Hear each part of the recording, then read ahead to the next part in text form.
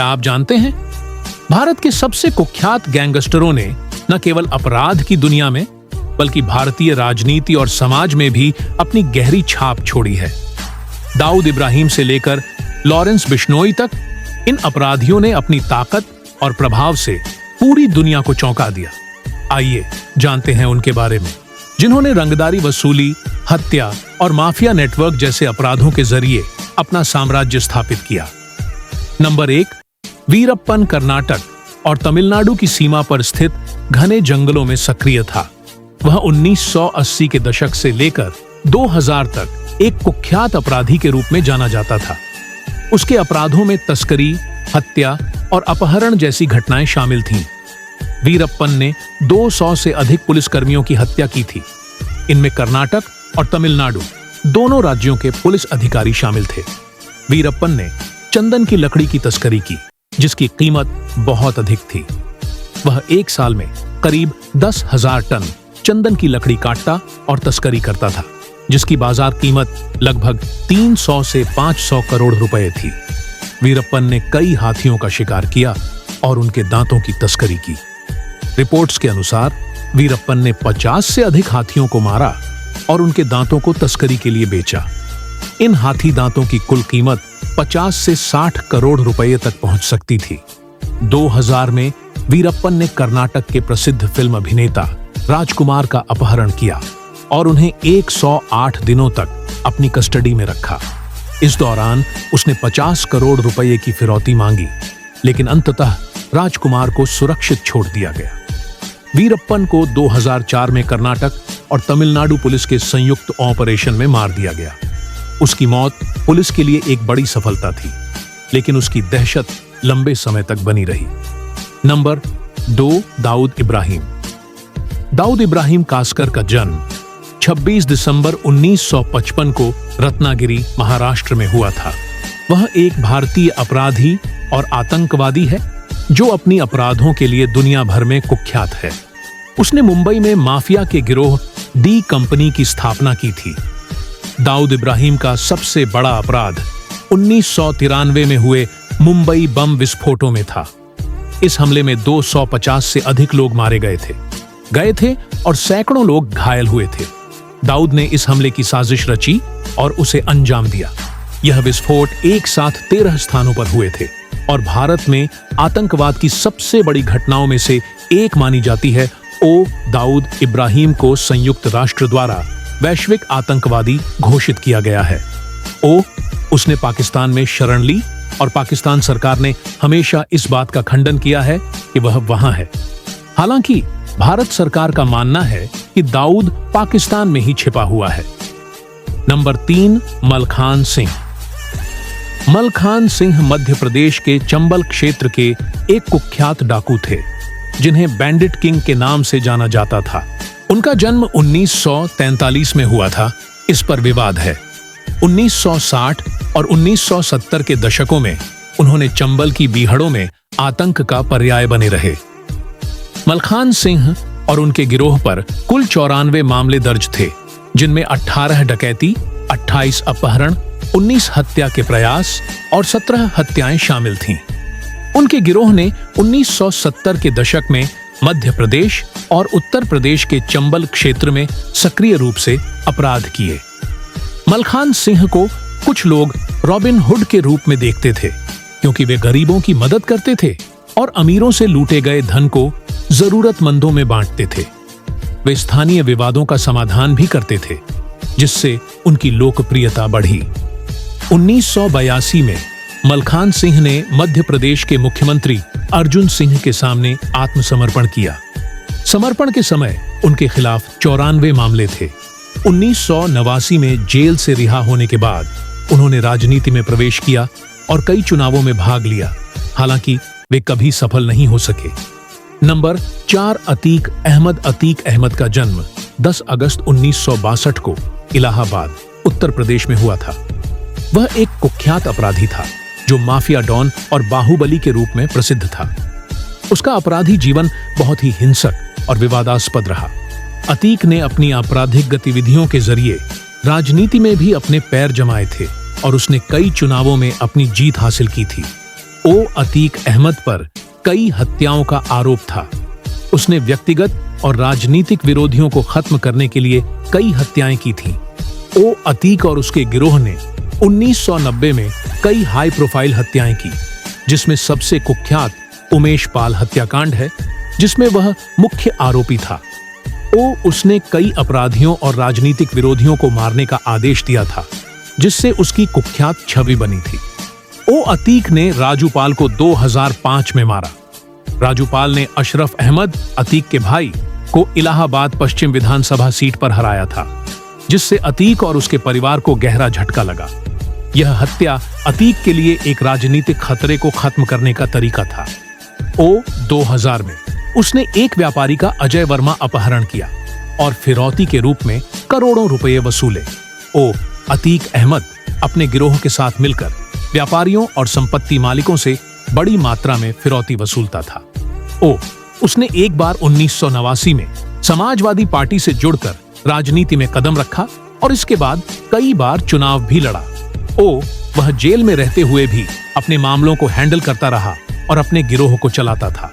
उसने अदालतों और पुलिस प्रशासन से कई बार बचने के लिए अपने संपर्कों का उपयोग किया।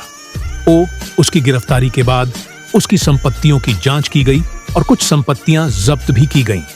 उसे कई गंभीर मामलों में दोषी ठहराया गया था। अतीक अहमद और उनके भाई अशरफ को 15 अप्रैल 2023 को प्रयागराज में पुलिस कस्टडी में गोली मार दी गई। नंबर 5 लॉरेंस बिश्नोई, जन्म 12 फरवरी 1993 को पंजाब के फाजिल्का जिले के एक छोटे से गांव में हुआ था। परिवार, पिता हरियाणा पुलिस में कांस्टेबल थे, जिन्होंने बाद में खेती करना शुरू किया। चंडीगढ़ के डीएवी कॉलेज से कानून की पढ़ाई की और पंजाब विश्वविद्यालय से LLB की डिग्री प्राप्त की। कॉलेज के समय में छात्र राजनीति में सक्रिय रहे, जहां गोल्डी बाराड से मुलाकात हुई, जो बाद में उनके आपराधिक गिरोह का महत्वपूर्ण सदस्य बना। शैक्षणिक जीवन के दौरान ही कई आपराधिक गतिविधियों में शामिल हुए, जिनमें हत्या, अपहरण और वसूली शामिल हैं। जेल में रहते हुए भी बिश्नोई ने अपने गिरोह का संचालन जारी रखा और वैश्विक स्तर पर आपराधिक गतिविधियां संचालित की। उनके गिरोह में कथित तौर पर 700 से अधिक शूटर शामिल हैं, जो भारत और विदेशों में सक्रिय हैं। काले हिरण शिकार मामले में बॉलीवुड अभिनेता सलमान खान को जान से मारने की धमकी दी थी। पंजाबी गायक सिद्धू मूसेवाला की हत्या की साजिश रची, जिसके लिए गिरोह के सदस्य गिरफ्तार किए गए। कनाडा में खालिस्तान समर्थक नेता हर्षदीप सिंह निज्जर हत्या में शामिल होने का आरोप, जिससे भारत कनाडा संबंधों में तनाव बढ़ा। लॉरेंस बिश्नोई के गिरोह द्वारा बाबा सिद्दीकी की हत्या की गई। यह हत्या राजनीतिक प्रतिद्वंद्विता और व्यक्तिगत शत्रुता के कारण की गई। बिश्नोई का गिरोह भारत, कनाडा, ऑस्ट्रेलिया, इटली और दुबई जैसे देशों में सक्रिय है और उनकी गतिविधियां अंतर्राष्ट्रीय स्तर पर फैली हुई हैं। नंबर 6 श्री प्रकाश शुक्ला, जन्म 6 अक्टूबर 1973 को उत्तर प्रदेश के गोरखपुर जिले में हुआ। 20 वर्ष की उम्र में अपनी बहन के साथ छेड़छाड़ करने वाले एक व्यक्ति की हत्या की, जिससे अपराध की दुनिया में कदम रखा। बिहार के मोकामा से विधायक सूरजभान सिंह के संपर्क में आए और उनकी मदद से अपराध की दुनिया में अपनी पहचान बनाई। गोरखपुर में वीरेंद्र शाही पर हमले की कई असफल कोशिशें, अंततः लखनऊ में इंदिरा नगर में उनकी हत्या की। बिहार के पूर्णिया में मंत्री ब्रिज बिहारी प्रसाद की अस्पताल के बाहर हत्या की। उत्तर प्रदेश के मुख्यमंत्री कल्याण सिंह की हत्या की सुपारी लेने की अफवाहें हालांकि पुष्टि नहीं हुई। उनकी बढ़ती आपराधिक गतिविधियों के कारण उत्तर प्रदेश सरकार ने 1998 में स्पेशल टास्क फोर्स STF का गठन किया। STF ने उनकी गिरफ्तारी के लिए कई प्रयास किए, जिनमें उनकी एकमात्र उपलब्ध तस्वीर के माध्यम से पहचान और फोन टैपिंग शामिल थे। 22 सितंबर 1998 को STF के साथ मुठभेड़ में श्री प्रकाश शुक्ला को मार गिराया गया। नंबर 7 आनंदपाल सिंह, जन्म 31 मई 1975 को राजस्थान के नागौर जिले के सांवरत गांव में हुआ था। पिता का नाम हुकम सिंह चौहान और माता का नाम निर्मल कंवर था। शादी के बाद आनंदपाल ने शिक्षा में रुचि ली और बीएड की डिग्री प्राप्त की। इसके बाद उन्होंने सीमेंट का व्यवसाय और डेयरी फार्म चलाया। राजनीति में भी रुचि रखते हुए 1999 से 2000 में उन्होंने पंचायत समिति सदस्य और प्रधान के चुनाव लड़े, लेकिन सफलता नहीं मिली। 2006 में गोदारा हत्याकांड के बाद आनंदपाल ने अपराध की दुनिया में कदम रखा और धीरे धीरे एक कुख्यात गैंगस्टर के रूप में पहचान बनाई।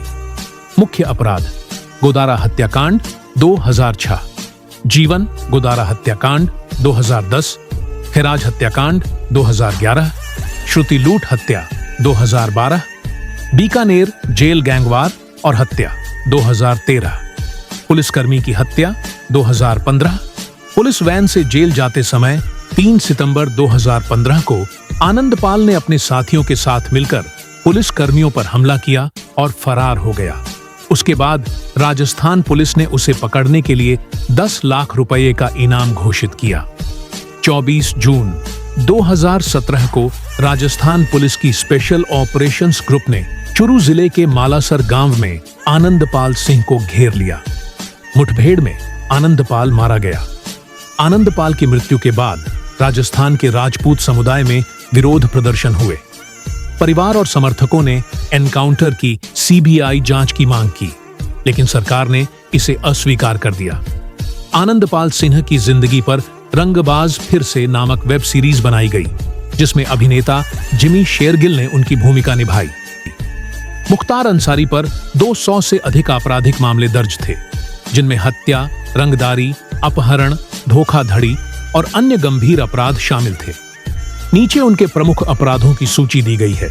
भाजपा विधायक कृष्णानंद राय की हत्या में मुख्तार अंसारी का नाम सामने आया।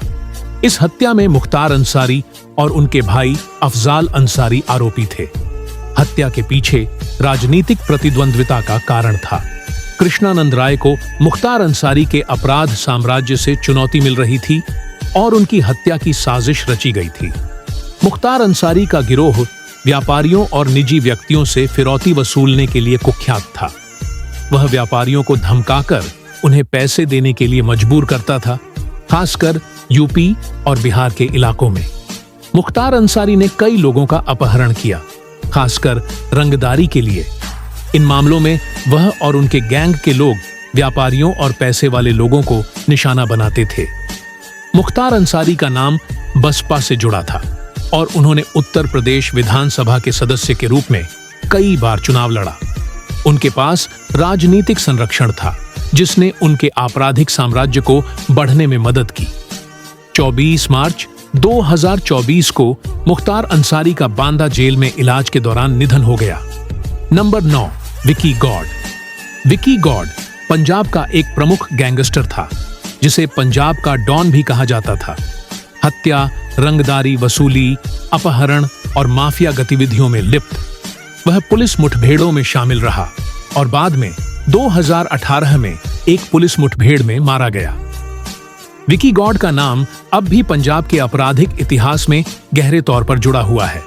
नंबर 10, अबू सलेम दाऊद इब्राहिम का करीबी सहयोगी था और वह डी कंपनी का हिस्सा था।